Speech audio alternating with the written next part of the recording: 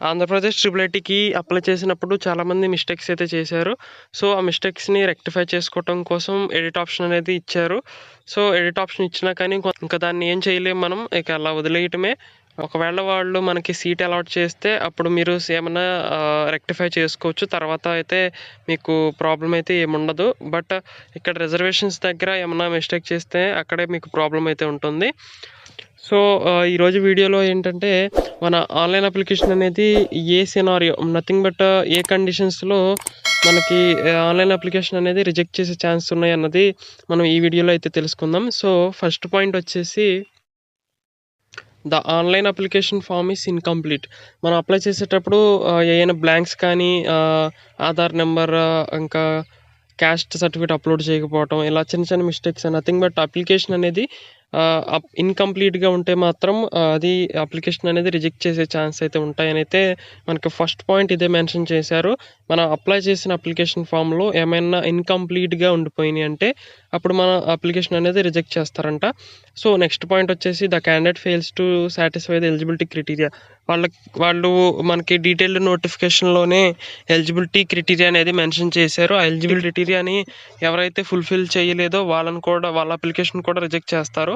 Eligibility క్రైటీరియాలో so, first ఒక ఎగ్జాంపుల్‌గా age చూద్దాం. ఏజ్ ఏంటంటే మినిమమ్ 15 ఇయర్స్ ఉండాలి. మాక్సిమం 18 ఇయర్స్ ఉండాలి.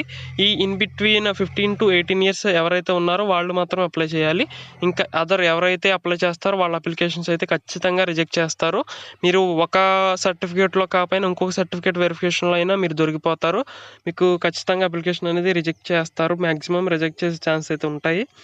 ఇంకా నెక్స్ట్ పాయింట్ వచ్చేసి any false or incorrect information is furnished. Second point link. Third point అదేంటంటే ఎవరైతే ఇన్కరెక్ట్ డీటెయిల్స్‌తో అప్లై చేస్తారో ఇన్కరెక్ట్ ఇన్ఫర్మేషన్ అయితే పెడతారో అప్లికేషన్ ఫామ్‌లో వాళ్ళ అప్లికేషన్స్ కూడా రిజెక్ట్ చేస్తామని అయితే చెప్పారు వీళ్ళు.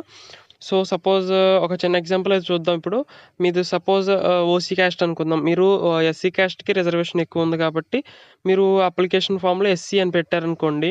అలాంటి కేసెస్‌లో మీకు అప్లికేషన్ అనేది రిజెక్ట్ చేస్తారు. పాయింట్ వచ్చేసి online application form is submitted after the due date. మనకి డ్యూ డేట్ అయితే 16th వరకు ఇచ్చారో ఫైన్ కట్టాలి ₹1000. ఆ 16th లోపు ఎవరైతే అప్లై చేశారో వాళ్ళ అప్లికేషన్ అనేది యాక్సెప్ట్ చేస్తారు.